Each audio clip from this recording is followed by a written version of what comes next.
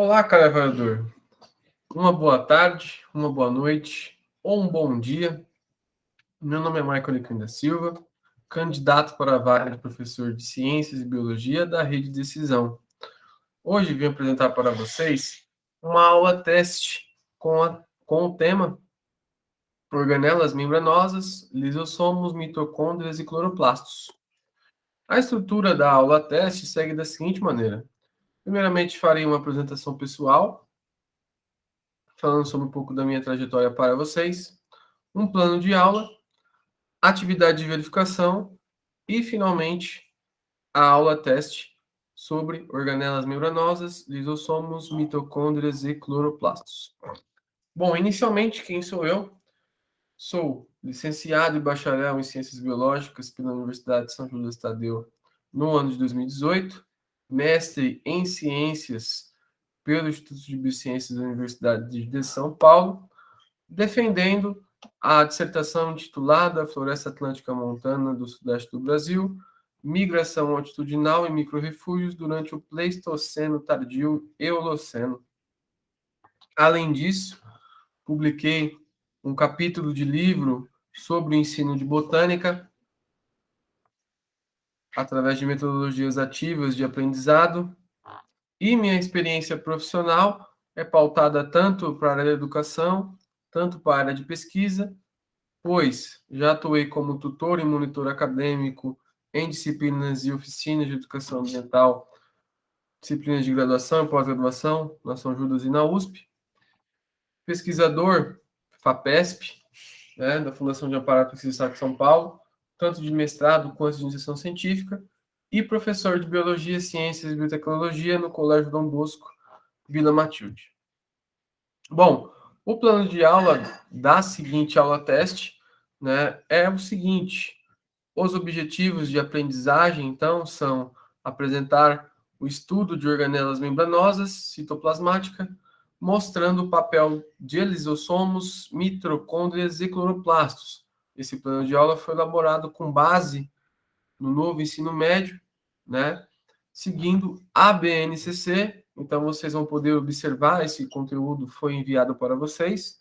A competência específica, né, competência específica, a habilidade a ser trabalhada, bem como os procedimentos, que consistem na introdução, desenvolvimento, conclusão da aula e a avaliação, né, que é a atividade de verificação que eu vou apresentar logo em seguida, né? Lembrando que a avaliação dessa aula, então, seguiu de forma formativa, com o objetivo de verificar o desenvolvimento e participação dos estudantes, né, dos alunos, assim como seu desenvolvimento e interação no decorrer das atividades. Então, serão feitas perguntas norteadoras e problematizadoras para o aluno em vários momentos da aula, a fim de verificar a compreensão dos alunos sobre o assunto abordado, bem como uma avaliação quantitativa com relação de listas de exercícios pelos estudantes, tá? Também tem as referências bibliográficas, que são a Base Nacional Comum e o livro do Junqueira e Carneiro, né?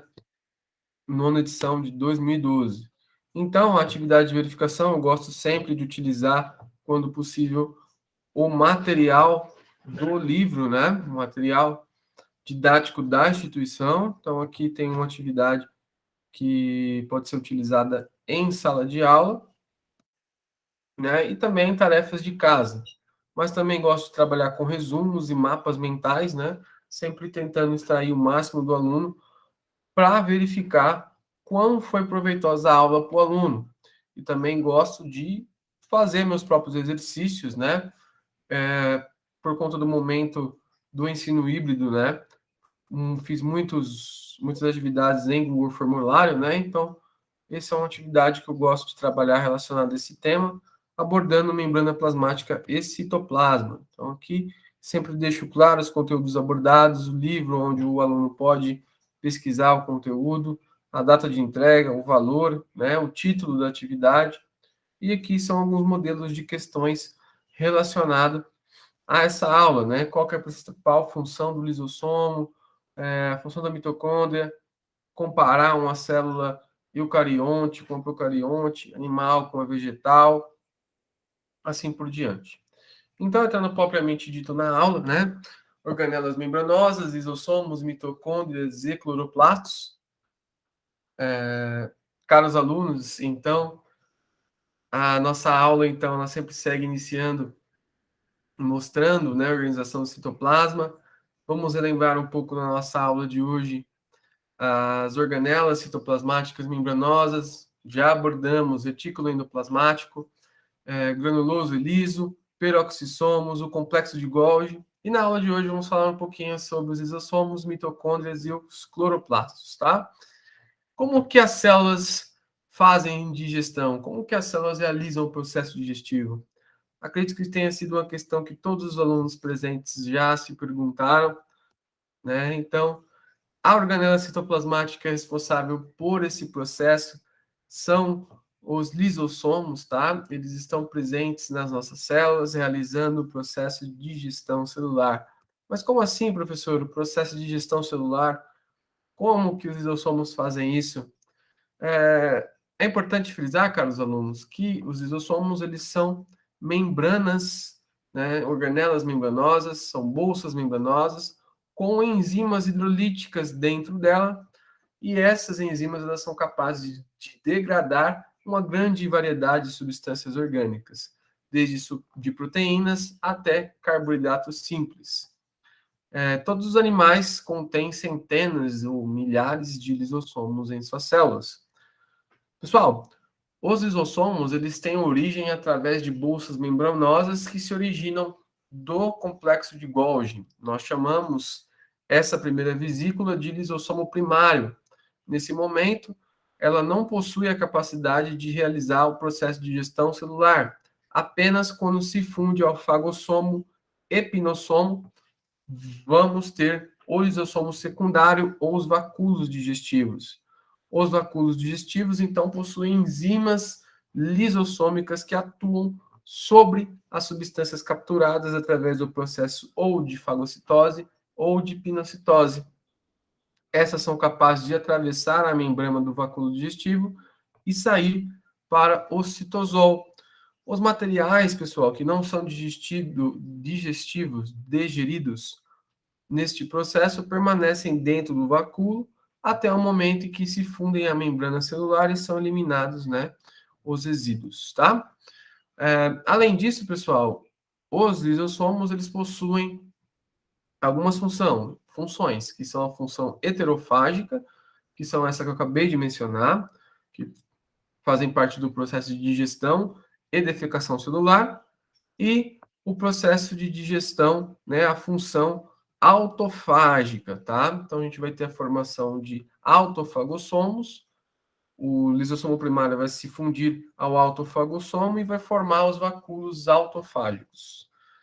O processo é bem simples, então, o pinossomo ou fagossomo, ele entra, né, através da membrana plasmática e ele se funde ao lisossomo primário, que vai formar o lisossomo secundário, realizando, então, o processo de heterofágica, função heterofágica, a digestão celular e a função autofágica também, tá? Então, aqui vocês podem visualizar uma imagem de microscópio com vacúolos digestivos, né, que são os lisossomos digerindo a própria célula. A autofagia é importante porque participa do processo de renovação das células. Então, o lisossomo ele vai capturar organelas antigas e outras diversas estruturas que a célula precisa para se renovar. Então, pessoal, como que as células obtêm energia, né? É outra pergunta que acho que todo mundo já se fez. Como que a gente se mexe? Como que a gente obtém energia? Rapidamente você pode pensar, professor, é comendo. Mas não, pessoal. A gente precisa de organelas citoplasmáticas específicas para produzir energia através de um processo denominado de respiração celular, que, através disso, vamos produzir moléculas de trifosfato de adenosina, ou ATP. Essas organelas citoplasmáticas são as mitocôndrias, tá? Elas possuem a característica bem marcante, elas são alongadas, possuem uma bicamada lipídica. O seu número ela varia de dezenas a milhares de acordo com a célula e tecido. Por exemplo, as células do tecido muscular possuem uma grande quantidade de mitocôndrias, por conta da quantidade de energia necessária para a movimentação da musculatura estriada esquelética. Então, no interior da mitocôndria, nós temos o processo de respiração celular, tá? Que é o principal processo de obtenção de energia dos seres vivos. Então, aqui recapitulando, a mitocôndria, aqui vocês conseguem visualizar bem as principais estruturas da mitocôndria, como as cristas mitocondriais, a membrana da mitocôndria, tá? Essas são a estrutura básica de uma mitocôndria. Pessoal, é importante lembrar que a mitocôndria ela possui os seus próprios ribossomos e sua própria molécula de DNA, o que levou a muitos pesquisadores, né? Percebam que ela tem uma carona ali de bactéria, né? Não possui núcleo, mas possui seu próprio DNA. Então, gente, na verdade, o que aconteceu, né? Na Bíblia a gente tem que Adão cedeu a costela para Eva, mas na verdade foi Eva que cedeu a mitocôndria para todos os seres humanos seguidos, né? Porque as mitocôndrias são passadas apenas de geração em geração através de mitocôndrias pré-existentes, sempre relacionadas ao gameta feminino. Então, a mesma mitocôndria, o mesmo material genético da mitocôndria da sua mãe é o seu, tá? Então, é sempre bom lembrar que isso é importantíssimo para estudos da evolução biológica e dos seres vivos. A origem, pessoal, então, já que as bactérias possuem uma similaridade muito grande com as mitocôndrias, uma pesquisadora muito importante, chamada de Lynn Margulis, em 1981, propôs a teoria da endossimbiose, tá? Ou teoria endossimbiótica, onde organismos eucariontes ancestrais, em determinado momento da evolução, englobaram essas bactérias, que seriam as mitocôndrias progenitoras, né, posteriores, ancestrais, e que começou a compor parte do citoplasma das células eucarióticas. O mesmo processo pode ter ocorrido com um ancestral fotossintético que absorveu, além, claro, da mitocôndria, né, essa bactéria ancestral, absorveu também o que a gente chamou posteriormente de cloroplasto, né, que seriam bactérias capazes de fazer fotossíntese. Então a gente tem essa seguinte questão, né, gente? Como que as plantas comem? Como que as plantas obtêm energia? As plantas também obtêm energia através das mitocôndrias, mas elas obtêm seu próprio alimento, né, por serem organismos autotróficos, ou seja, organismos que produzem seu próprio alimento, através dos cloroplastos, tá? Isso ocorre muito por conta da estrutura dos cloroplastos, com tilacoides, estromas, também possui seu próprio DNA, mas através também do pigmento clorofila. Então aqui vocês podem observar células vegetais com centenas ou até mesmo milhares de cloroplastos, tá? Aqui também vocês conseguem observar outra imagem mostrando os tilacoides, que são estruturas dos cloroplastos, e em roxo, grânulos de amido, que são reservas de carboidratos das plantas, tá? Então, como já mencionei, o cloroplasto ele possui tilacoides e estromas, além do seu próprio DNA e RNA, né? O tilacoide e estroma é aonde que ocorre o processo de fotossíntese. Então, aqui tem uma imagenzinha para vocês, que vocês conseguem visualizar.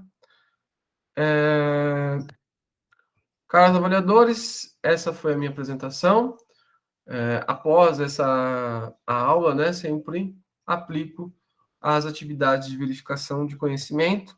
Me sigam nas minhas redes sociais, o LinkedIn, perfil oficial, né, Maicon Alecrim da Silva, e no Instagram, @Maicon Alecrim da Silva. Um forte abraço, fiquem com Deus.